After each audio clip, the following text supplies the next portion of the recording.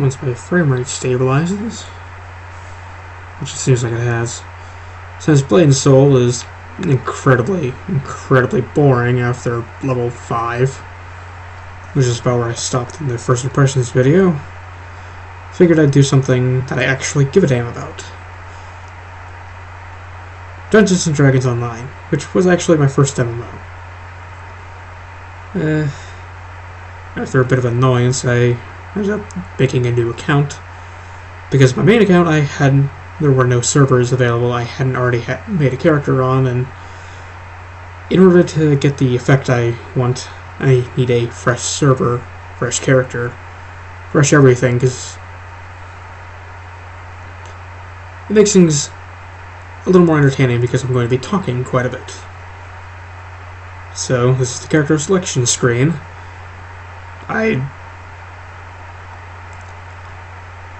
If anyone is wondering, I don't actually need to show the DDO store to prove I haven't bought anything on this, because if you look down at the bottom right, it'll say characters 0 out of 2.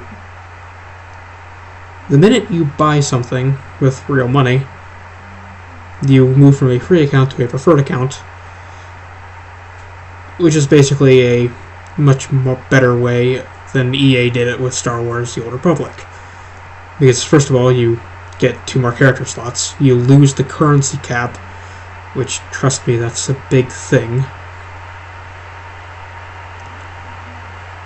Which, assuming I manage to get a decent writing job, probably a Polygon if they accept my pitch for Blade and Soul, I'll explain that in greater detail. Most because I'm significantly more skilled with written words than I am with spoken words, as you can tell. Which, yeah, makes it kind of weird I'm doing this, but... Well, let's get into this, shall we? I basically had to throw all my plans out the window, since there weren't any servers I didn't have a character on. I'll explain why after I do a couple quests, which is actually the really interesting thing about this. Okay, now, this should be fairly obvious to anyone who's ever played D&D, but this still bears explaining. Okay, the melee characters, you know, fighter, barbarian, I think the paladin, and not the monk. Maybe the ranger? No, they're specialist. It might be the monk. Or the melee characters. Let's see if I'm right. Yep, fighter, barbarian, paladin, monk. The spell, obviously, would be the wizard, sorcerer, cleric, and favored soul. If you're not all that familiar with D&D like I was when I first started playing this, a favored soul is basically the sorcerer to the cleric. So it's basically a sorcerer, but with divine magic. I can't play that class. Oh, and there's also the druid and the warlock, which are classes I can't actually get. I'll explain why I can't get them later, because that's actually a major portion of why I like this game in the first place. But yeah, then the specialists are the everything else, which would be the rogue, bard, ranger, and my favorite class, the artificer. Well, not my favorite class, but it's an interesting class. Ranger, rogue, bard, artificer. I had to remember the wrong order, but the ranger is one of the weird ones, because in 3.5, which is what this game is based on, the ranger is either or. It can either be a two-handed fighter or the more literal ranger with a bow. In this game, they're both. I guess I just made it easier, but you can still specialize, and that's going to be a major portion of... Once I actually get into the game, I'm going to explain that. And the iconics are something they added while I wasn't playing.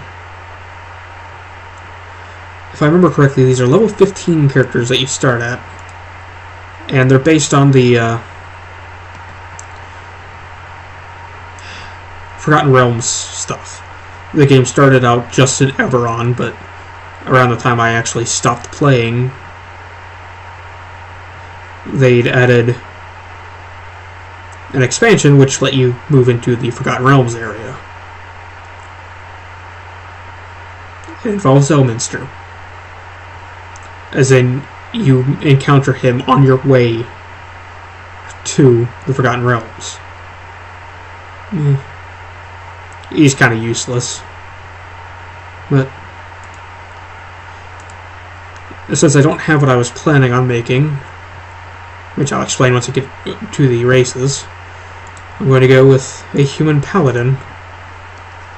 Mostly because that's a good solo class, and that's what I intend to do on this.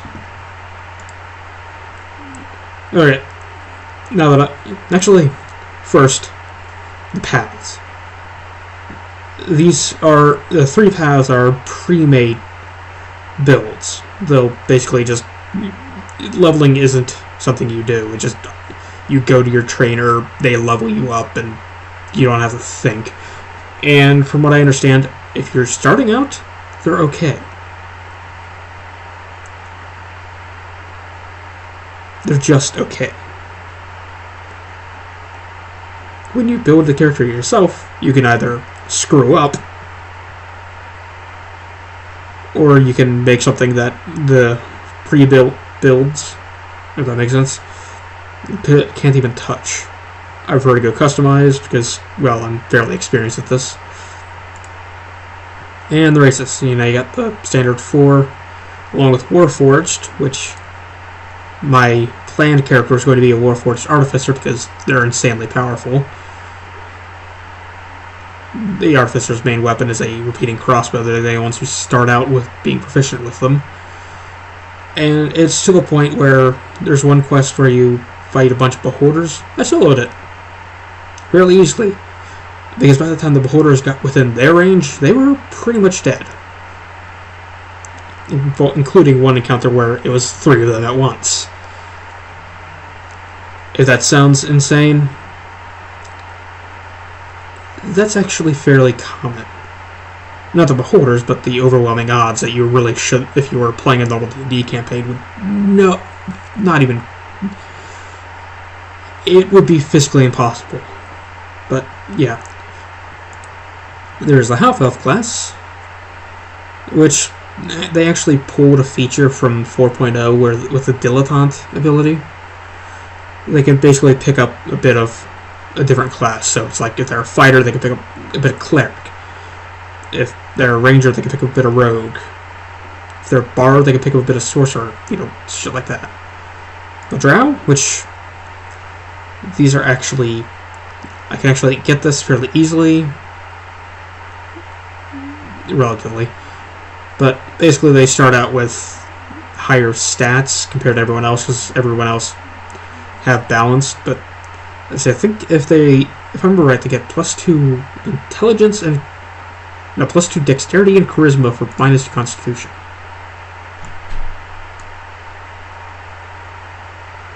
If it decides to. Oh, they're immune to sleep too. Apparently, it's not going to show it. But no, there we go. Oh, dexterity, intelligence, and charisma. I was completely right. So it's basically +2 dex, intelligence, and charisma for -2 constitution. It's slightly overpowered, but meh. Then there's a half-orc class, which basically if you're going to play a barbarian, you want to have half-orc. Which, to give an insight into the... I don't like using the word, because it should be obvious why. But to give an insight into the insanity of this game, back when I was still playing fairly heavily, there was a person in the guild I was in who could apparently get their strength up to 60. If you play D&D,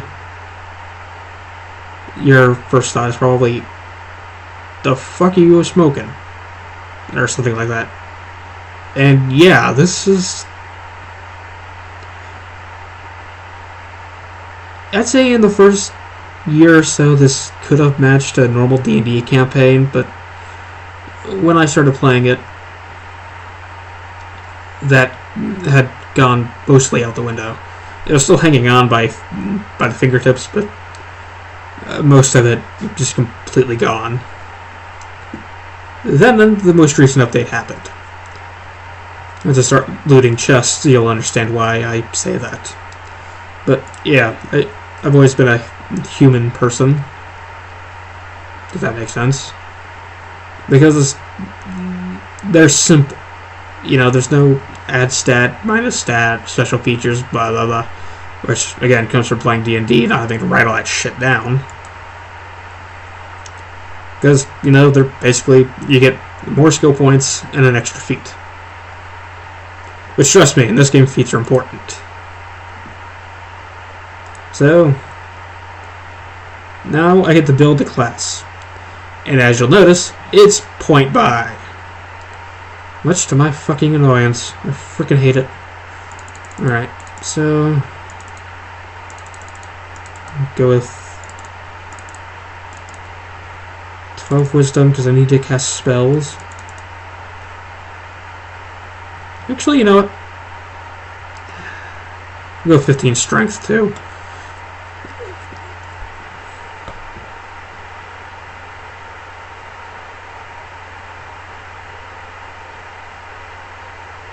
Trying to decide if I should explain this now or wait.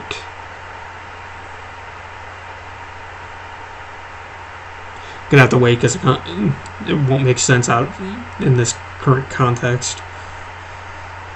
It's annoying, but honestly, I could have gotten away with keeping wisdom at 8 because all they do is affect spells, which I don't get until level 4 anyway. But they're not really all that useful. I'm a paladin, right? I meant to hit stuff. But, alright. Now, this is the interesting thing.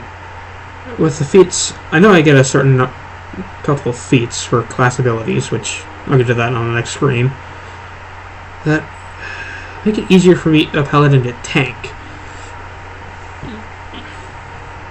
Especially considering, you know, the... I lost my train of freaking thought.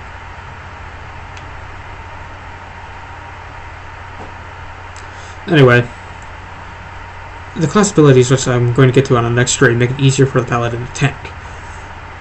Which, that, as you level, that takes a different meaning.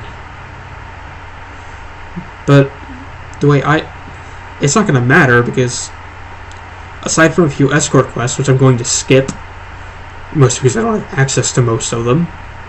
More on that later. I'm going to be the only one being attacked. So, here's an explanation of the 4 skills I have. Concentration. The key doesn't matter, I'm not a monk, so basically it's the standard D&D effect. You know, I have to roll a certain DC to make sure I keep casting a spell if I get hit. Which, considering I barely get any spells at all, I'm only putting points in there because they'd be wasted otherwise. Diplomacy gets enemies to attack other people. There's also some conversation options, which one quest actually has a intimidate, bluff, and diplomacy option at the end. Intimidate and bluff don't work. Period. You have to hit a certain DC with diplomacy, and you actually avoid a fairly difficult fight. Assuming you're, you know, using normal equipment. Normal being relative. And heal. Easily the most useful of these skills. See, the normal use of heal in paper and pencil D&D is to keep people from dying. Not all that useful in here, because by the time you get a decent heal skill, it doesn't really freaking matter, because if you're gonna get hit... Until recently, it followed the standard, 0 to -10, you're not dead, but you're pretty damn close. Below 10, or below -10, you're gone. You gotta be resurrected, which isn't actually all that difficult in this game, but again, more on that later. There are shrines in this game. Normally fairly well placed. There's a resurrection shrine, which is what I meant by, it's easier to be resurrected. And there's a rest shrine, which, once I get my abilities, or more of them anyway, again, more on that later, but it heals you, first of all. It also restores spell points if you're a magic character. They're really important for wizards, sorcerers, clerics, blah, blah, blah, blah, blah. So a high heal skill is actually fairly useful because it increases how many hit points everyone gets. And the formula is on the screen. It's the amount of extra healing granted after a rest is equal to your heal skill plus character level plus 10. So I have a heal skill of 5. I'm level 1. I go to Rest Shrine, I'm going to heal 16 HP. Not as much as you'd think. And I'm starting to sound like Mark Maron, but more on that later. Then Intimidate, which is the taunt.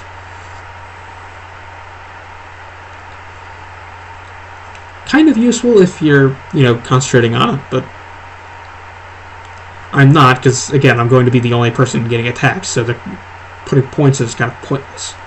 If I put 2 more points into intelligence, which I had no reason to, I'm a paladin, skills are kind of not what I'm here for, I would have put points into that, because the rest is class skills, which are cross-class skills, which, reduce benefits, so now it should be, the feats. Alright. See, this is what I was talking about with the class features.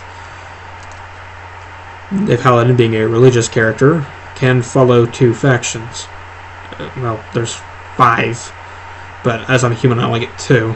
One of them's Warforged only, which... One of the main paladin abilities is a healing ability that fully affects Warforged, which most healing doesn't. They require repair, which is a different skill.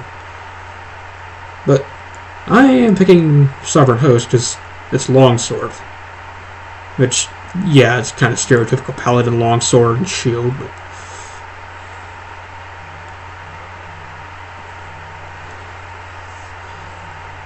I haven't really found any really useful tower shields. I mean, I don't really pay attention to them because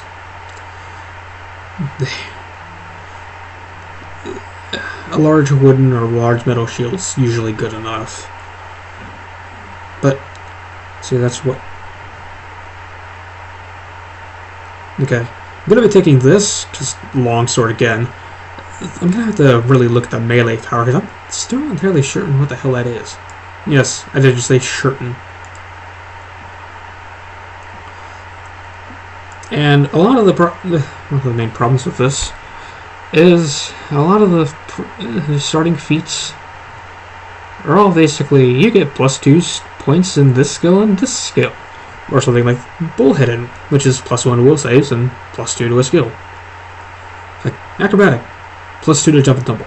Alertness, +2 to listen and spot. Athletic, balance and swim. Dire's kind of useful up until about level 3.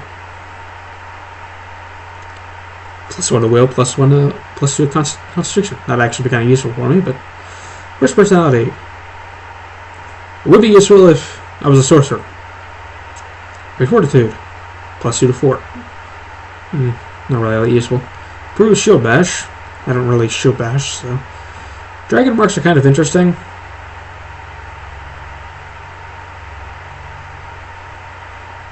what the hell that was.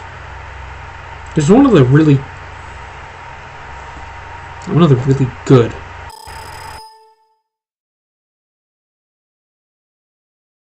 I don't know what the hell that was about. My laptop's nuts for a minute. But there's one dragon mark that I think it is the Sentinel one. But one of the really good adventure packs. Bound in Blood, I think it's called. I can't remember for sure. I pull it up in the DDO store, but A, I can't at the screen, and B, I don't want to black out my username. Not that I care about this account, but there's a bastard sword that drops. That if there's a lot of unique weapons in this, so don't be surprised when I say this. That if you have this dragon mark, you're automatically proficient with it. As I don't have that pack, this serves a point, but +2 to intimidate, and you get the ability to cast Shield of Faith 3 times per rest. And that's what I was talking about, the rest shrines, since this gives me a chance to explain that. Rest shrines also refill ability usages. So, like with Lay on Hands, I start out with 1 charge. I use that, I have to rest again in order to use it again. There's a problem with that. In casual, we're starting out difficulties. I can only access 2 because this is a fresh character, but there's 4 I can access total right now. There's casual, normal, elite, and epic. No, casual, normal, hard, and elite. Then epic, but I'm not level 20, so I don't give a shit about that right now. On casual, the rest shrines recharge every 5 minutes. Not that problematic. Although you lose 1 level on the chest, so you lose a lot of loot. Normal, every 15 minutes. Standard chest level. Hard and elite, they don't recharge full. They're 1 use. There's a lot of other problems with difficulty that I have, but I'm going to explain that once I actually get the question. Let's see. Then Luck of Heroes, one of the actual good ones, you get a +1 all saves. That would actually be fairly decent, because I don't get that normally. Start out with 80 more spell points, which is how they handle spells. They're not you get them, say, per rest or per day, which doesn't really matter because there's no per day. You have a mana pool, or a spell point pool. Every spell takes a certain amount from that. Source, from what I half-assed remember, wizards and clerics don't have as big of a spell pool, but they have more spells. Sorcerers and favorite souls have a much larger spell pool, but not as many spells. Real life calls. Anyway, getting back to spellcasting, the spell point pool is about the only major change that's been done. They simplified the materials, which, to be honest, really could have used it. So, for each level of the spell that actually needs them, aside from a few special ones, they all use the same materials. I'm probably going to find some, which I'm basically going to sell, not throw away, because they are worth money. Which that's going to be an interesting bit. And if you're still watching, congratulations. You're boring. Or at least you're as boring as I am. But trust me, I know this shit's dull as fuck. You want to see me get to the killing? I'll do that in a second. I got a little longer than that.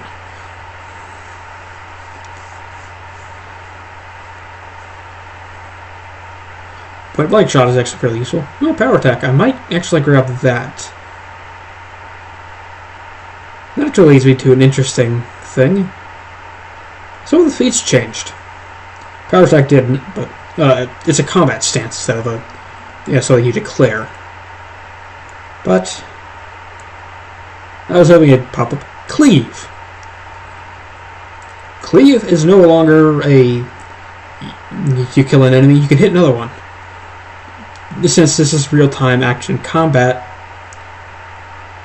I'd say like Terra, but this thing was running way before Terra was even thought of.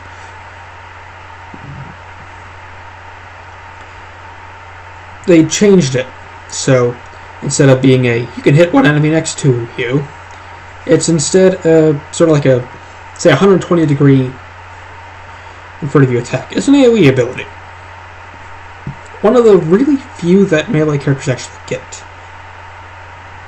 It's not particularly powerful because you're still going based on your weapon damage, which is what the +1 W is.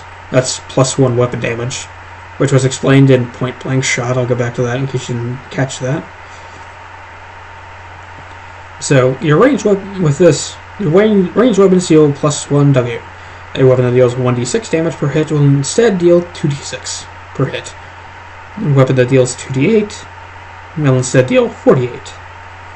And if you find a ranged weapon that deals 2d8 damage base, give me that, because I'll use that. I'll build my entire freaking character around that. Assuming it doesn't require like level 10. But, you see, repeating crossbows. I don't know why no one uses a Kopesh. Nobody. I don't even know why they're in the game. And spears aren't. I understand spears in D&D are kind of terrible, but there's no scythe. Scythes were awesome. They had the highest crit range of any weapon in the PHB. Great crossbows are different. That's not surprising. Great crossbows can actually be used. There's one of the paths you can take a rogue down if you build it yourself can actually specialize in great crossbows. Which is kind of interesting, but yeah, that's what cleave does. It's like 120 degree attack that deals double your weapon damage. Not double damage, double weapon damage. That is actually important. I'll explain later. Again. Okay, now first thing, the hit points are misleading. This is why. Heroic durability. Everyone gets it. You get plus 30 HP. Trust me, that's fairly useful. If you had 12, you'd be dead faster than a sorcerer getting crushed by a boulder. Spell points are also somewhat misleading.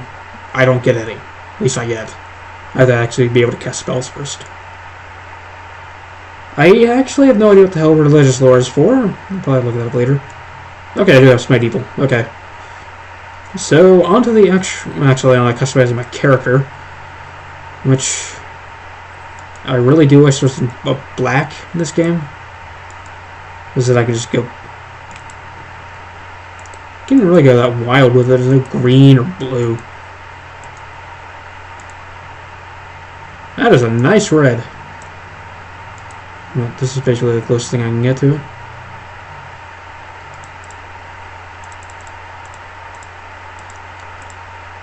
And one thing I don't like about the facial hair, see that little gap right there?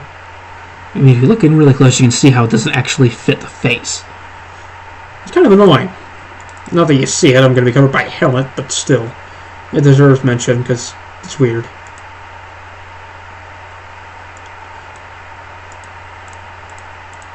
Alright. That's good enough. And as you can tell, my alignment can only be lawful good, because this doesn't have the, Paladin of Freedom, Paladin of whatever you have. And in this game, alignment doesn't really fucking matter aside from equipment. I can equip things like Chaos Burst weapons. I'd say I can equip evil aligned weapons, but I'm not going to be seeing any of those for a long time. If it pops up on the loading screen, I'll explain that.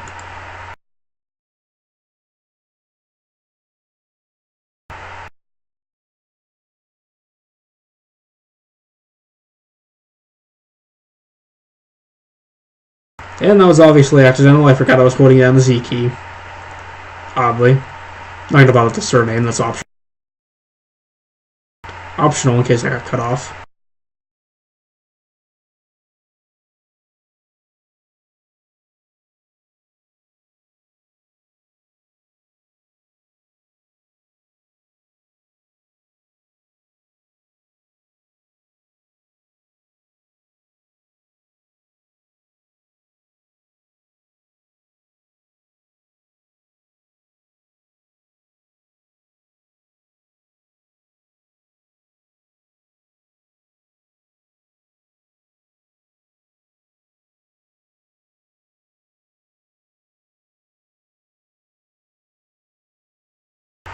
And I'm going to need to do quite a bit of changing the UI around, including the sound, because I came out of my laptop speakers instead of the headphones.